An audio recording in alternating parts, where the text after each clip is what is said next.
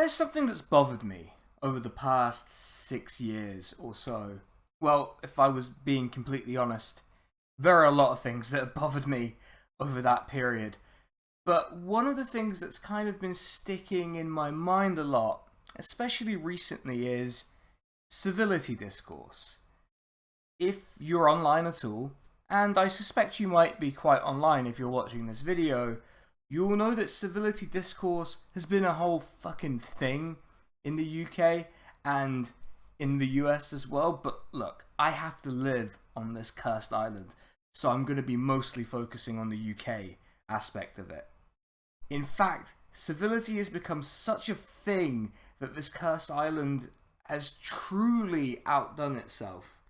It has, and I'm not making this up, a Civility in Politics award.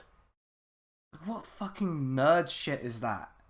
It's not escaped my notice that demands for civility tend to go in a specific direction, and it's almost never towards people who are actually being abusive or stepping unreasonably outside the norms of how we would normally expect people to behave and conduct themselves.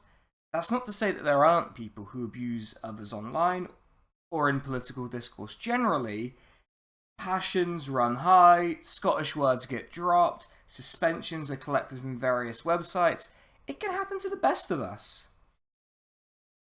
So I think it's important that we understand what exactly civility is in the political context.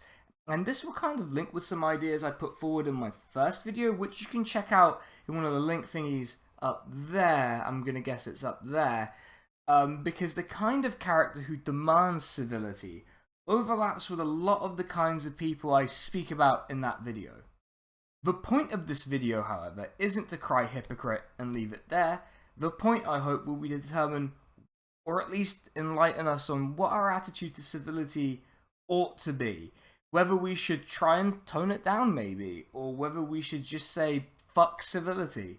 Though, I guess I gave the game away with the title. But it's the journey, right? What you can expect in this video is a beginner's guide to civility, a little bit of thought about who this discourse benefits or offers advantages to, whether we should in fact be civil to political opponents, and how we should react to those demands when they're made of us. So, let's get started. Civility, a beginner's guide. You probably have a good idea of what civility is. Civility is when you're polite to people and adopt a courteous tone in your interactions with them. Like how I'm speaking to you right now. I'm not openly emotional, I'm not being rude to you.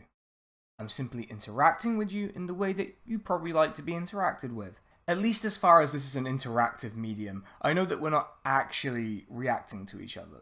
If you want to do that with me, you can catch me over on my Twitch, where you can see me when I'm being less courteous. Anyway, civility is something that you can be socialized to perform, and perhaps you perform it in certain circumstances without realizing it. Do you speak a different way on the phone to how you would speak normally? You're performing civility.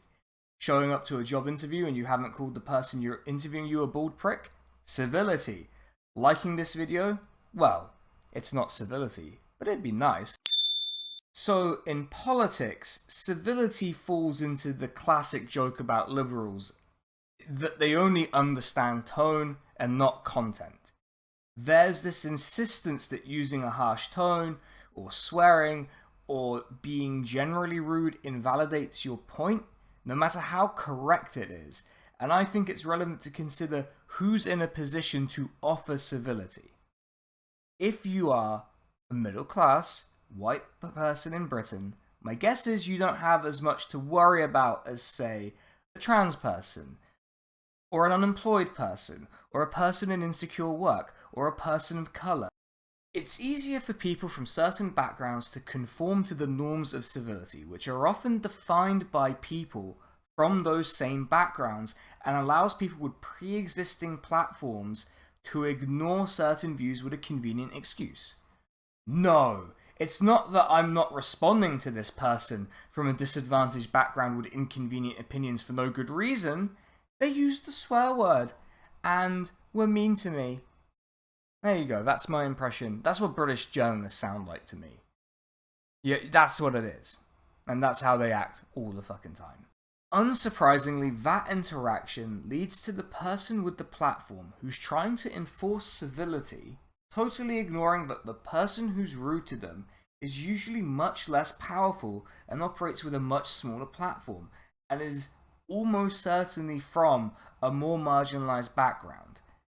This often leads to an attempt to do what's commonly referred to as a pile-on. Only, an actual one instead of the thing where a blue tick complains about a 69 follower account called Tito's Locksmith Kit calling them bald. So we're seeing here who gets the benefits of civility discourse. It's not surprising that it isn't the people who could really use some civility from the state or the press. In fact, it's the people who fundamentally don't want to see a challenge to the status quo, and who see politics as a sort of performance that has to be done in a certain way. There's also this point. It's not been lost on a lot of people that the kind of person who cries about civility in politics also tends to be what we might gently describe as less than polite when they're pursuing their own political goals. Okay, that was way too fucking polite. What I mean is that they're pricks. That's because civility isn't a principle for them. It's a way to marginalize voices that they find unacceptable for whatever reason. It's politics. The reason is usually politics. Take this encounter I had with a Tory lord who decided to dive in after I called Oliver Cam, who was rather cross about the whole encounter, a nerd, because, well, he is a fucking nerd. Yes, at the Tribute magazine is specifically referring to the demonstrators who stormed the building. This is not the politics of, for example, Michael Foot. The editor should be sacked for this. Cry more, nerd. I look at your tweet, mouth agape. I mean, what is hilarious but also almost moving is that I bet you think, I'm a really nice person, me. Not like all those other horrible right-wing people. And yet... Mate, you're a Tory peer. I don't need to think I'm not a horrible person compared to you. I know I am. That is literally the funniest, smuggiest thing anyone has ever said. I mean, at least he thinks I'm funny, and I've never denied being smug. I think that this exchange I had with a follower summed up why it was ridiculous that I was being held to a higher standard than an actual fucking lord, and perhaps got into what it was about me that made my incivility unacceptable, while that bald lord had quite a record of his own, as you'll find out in this exchange. Have you ever been on the board of the notorious Islamophobic far-right Gatestone Institute, Sinan? Shockingly, no. I think despite my long time as an atheist, they may take issue with certain characteristics I'm perceived to possess. Have you ever worked for Rupert Murdoch at, say, The Times, the paper of record, the most committed promoter of the far-right, bigotry and hatred? In a shocking twist, no. I wouldn't debase myself by working at one of Britain's premier racism factories. So you had no role in Tory austerity which killed hundreds of thousands. You're not a Tory lord. You haven't been on the board of a far-right organisation, nor worked at a far-right promoting press outlet owned by a notorious bigot. I reckon Danny's in trouble here. Are you left-wing? I'm what people might consider a little left of centre, yes. You have been found guilty by a panel of Guardian commentators. The punishment is death. I'll leave it to you to judge whether I'm the less civil component of that exchange, just because I called someone a nerd, or whether people with actual power who either ignored or actively supported destructive measures and racism are actually the problem. However, it doesn't do any good to cry hypocrite at them, because this is politics. So let's set aside the hypocrisy argument, even though they are hypocrites and they hate being exposed as such. If you ask me, I want to see a million more this use. But it's not going to matter in a meaningful way unless someone changes their ways as a result of being severely owned online. And there's not a massive amount of evidence to suggest that this happens very often. In fact, we can see the result of jumping through the civility hoops, especially if you're representing marginalized people. Sure, you might get to have your moment in the sun. But does that exposure really change anything? Being relentlessly polite to people who not only have no interest of doing anything to benefit you, but who have an interest in destroying you, probably doesn't seem like the sort of thing people should be doing. In fact, I rarely see the right or the centre give a shit about what anyone on the left has to think about anything, and perhaps there's a lesson in that. In fact, let's return to that Civility in Politics award and look at specifically what it claims to celebrate. Speaking on behalf of the judges, Lord Stuart Wood said, "Bitterness around Brexit shows no sign of abating, and attitudes to lockdown have exacerbated the divisions and febrile atmosphere we've come to view as the norm. The awards recognise and celebrate decent behaviour, kindness and willingness to get along. We hope they'll encourage more thoughtful and civic public debate.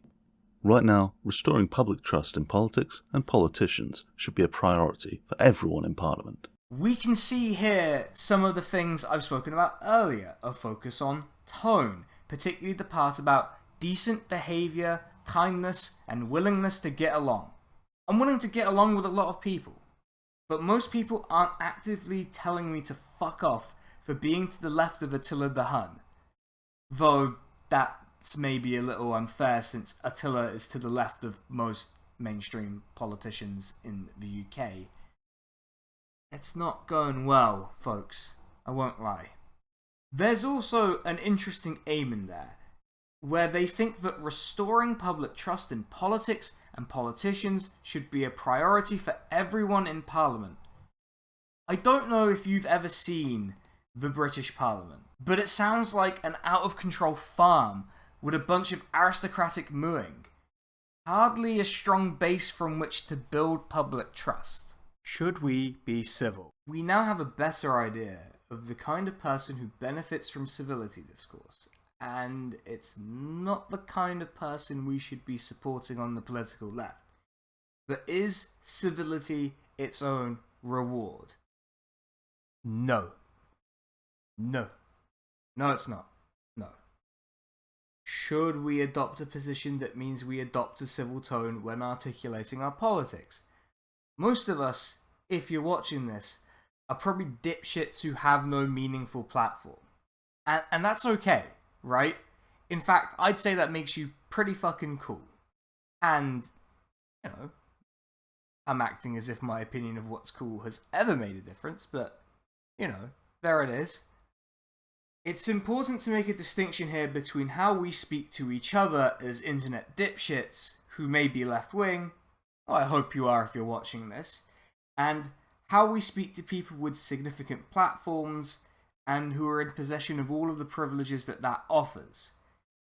Between people on the left, I would say as a general rule, it's nice to be nice, right? I enjoy being nice to people. You probably enjoy being nice to people too, and maybe it can be a bit too easy to react to our comrades the way we react to, say, noted troll and sand eater Dan Hodges. That's not to lecture anyone or act like I'm innocent. I'm not. But the value in being seen to be nice to each other is probably not trivial. Think about it, right? Would you rather hang out with a bunch of people who are relentlessly dunking on each other without an ounce of good faith? Or would you think they're a bunch of online poison people who don't know how to take yes for an answer? I don't know. That's not to obscure real political differences on the left and to tell you not to argue about them in the terms that you want. I just have a preference for how I want to do it and why I think it's the right way to do it.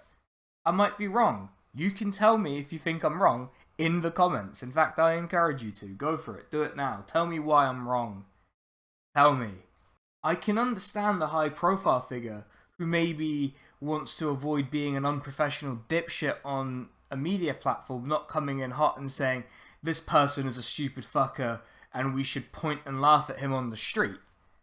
And I can understand why a politician may not want to draw attention to the fact that someone is both physically and politically bald. There's something, maybe not a lot, that people seem to believe could be gained there.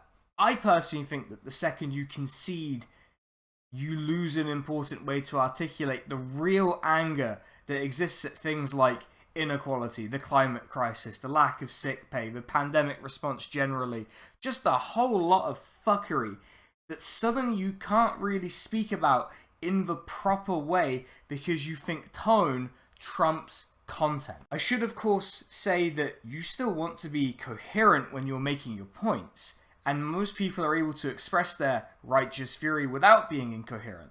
So, coherent incivility, I suppose, is what you're aiming for. Personally, I think that if you're a high-profile politician on the left, even if you're personally inclined towards civility, it actively hurts your ability to achieve your stated political aims. I get that there are reasons you want to do it, but stop. You could be the most civil person in the world, and it won't save you if your politics ever becomes a threat to the status quo.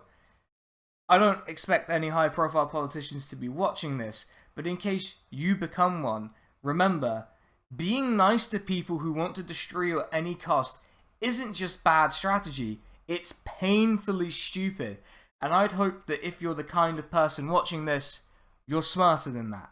As for the rest of us, the typical online dipshit, I don't think you should go around calling people cunts the whole time, but there's room for being nice. I'm nice. You know, sometimes. Tell them to fuck off. I can't summarize my thoughts on why being civil is such a bad strategy, at least when we're talking about figures who will stop at nothing to destroy you, without referring to the title of this section, but I'm gonna try anyway. If you find yourself with a liberal or conservative attempting to tone police you for pointing out that they just support the worst fucking things for people everywhere, just tell them to fuck off. Oh, I didn't manage to not refer to the title. It doesn't just feel good. But because these people only read tone and not content, it might literally be the only way you can impact them. The narrative of civility is one we should really reject, not just because it's a discourse used not only to police the way in which all of us speak about issues that impact our lives, but because concession to that framing will always lead to further demands of supplicancy. Think about it like this: if something makes you uncomfortable, like flying, and you find a way to make it palatable to you, wouldn't you do that thing over and over again? Maybe you try to find new ways to make it palatable on top of that. Concession once will inevitably lead to further demands you concede. No matter how righteous your anger or how well articulated that rage is, the tone will be enough to set off a swarm of the worst pricks demanding you apologize for the crime of expressing yourself in a way they don't approve of. Earlier on in this video, I said that the point of it was not to cry hypocrite and leave it there. I think I fleshed out the argument a bit more than that, so I'm going to give myself a little treat here. Little treat. And say that the kind of person who demands civility almost never behaves in a civil way towards the people they're trying to police. So what would you say to someone like that? I don't know about you, but I'd simply tell them, fuck civility. It's not something that adds any value or persuasiveness to your arguments, and it's only ever demanded of people who are either marginalized or arguing on behalf of marginalized people. So simply don't fall for it. Be your most deranged shitposter self. Laugh at these people as they look at your tweet, mouth agape, and make your good and correct points authentically and in the way you know best. Reflecting on the video as a whole, I think the most frustrating thing, and it's something that I know frustrates other people on the left because by and large we're fair-minded people, is the hypocrisy angle in this all. I didn't ignore it because I don't think it matters. I think it's well worn and not really an effective deterrent against civility narratives. What I would suggest is we all stop worrying about what people who hate us think. Of course our responses are bound by the rules of the platform in which we choose to operate. You can't use the infamous Scottish word on Twitter, even though it really suits and accurately describes some people on there. Another thing is that when we're dealing with people who are coming from largely the same place as us politically, we don't need to go in on them. as hard as we would on, say, an agrocentrist or a fascist. I mean, there's questions about what the real difference is between them, but that might be a topic for another video coming soon. Yeah, sometimes we need to give each other a kick up the backside, and I think we're more than capable of doing that, but let's remember who the real enemy is when we're engaging in our bizarre online guerrilla warfare, or writing articles, or doing Twitch streams, or making videos, or I guess some of us are on TikTok now for some reason. I don't know. Before we wrap up the video, I want to say a special thank you to my partner who proofread the script and gave me a bunch of very helpful notes that I found quite interesting and enlightening. And thanks to Mick Wright, whose Twitch and Substack I will link to down below.